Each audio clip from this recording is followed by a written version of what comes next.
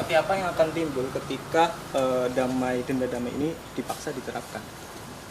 Ya enggak tahu, kalau saya sih membayangkannya nanti akan banyak orang korupsi, diam-diam sesudah akan ketahuan mengaku. Gitu kan? Sesudah akan ketahuan mengaku. Kan Pak Prabowo inginnya sebenarnya ya, agar aset negara tidak hilang. Asset recovery namanya kalau itu di konvensi PBB. Itu dibenarkan aset recovery itu.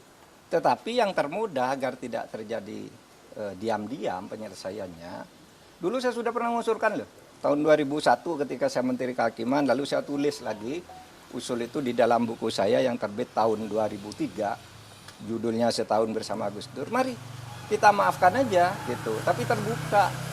Seperti yang dilakukan oleh Afrika, jangan diam-diam gitu. Nah ini diam-diam gimana caranya? Siapa yang bertanggung jawab? Lapor kepada siapa yang mengumumkan siapa? Apakah yang bersangkutan minta damai itu mau diumumkan namanya? Nah kalau tidak diumumkan tidak transparan, tidak ada yang tahu bahwa itu melanggar atau tidak.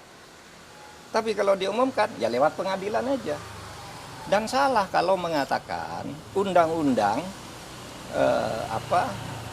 untuk mengembalikan aset itu tidak ada jalannya. Kalau mau ya undang-undang perampasan aset diberlakukan aja, undang-undang perampasan aset yang sudah dituju oleh DPR sama pemerintah dulu, tapi lalu macet di DPR.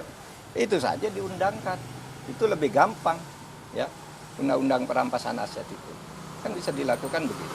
Oke? Bapak Mahfud menilai bahwasanya apa yang disampaikan oleh Menteri Hukum itu salah kaprah, Pak. Saya kira bukan salah kaprah, salah beneran. Kalau salah kaprah itu biasanya sudah dilakukan, terbiasa meskipun salah. Ini belum pernah dilakukan kok. Mana ada korupsi diselesaikan secara damai? Itu korupsi baru, namanya kolusi. Kalau diselesaikan secara damai, dan itu sudah sering terjadi kan? Diselesaikan diam-diam antar penegak hukumnya yang ditangkap. Kalau menyelesaikan diam-diam, kan banyak tuh yang terjadi. Jaksa, polisi, hakim masuk penjara kan mau menyelesaikan diam-diam. Iya toh? Itu sama aja. Oke.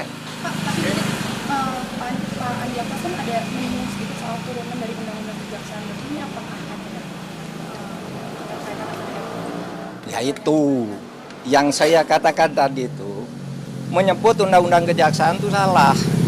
Undang-undang kejaksaan itu mengatur tentang itu di dalam pasal 35 yang menyatakan bahwa dalam hal-hal tertentu Jaksa Agung boleh menerapkan denda damai di mana sebuah kasus itu tidak diadili asal ada perdamaian tentang jumlah yang dibayar.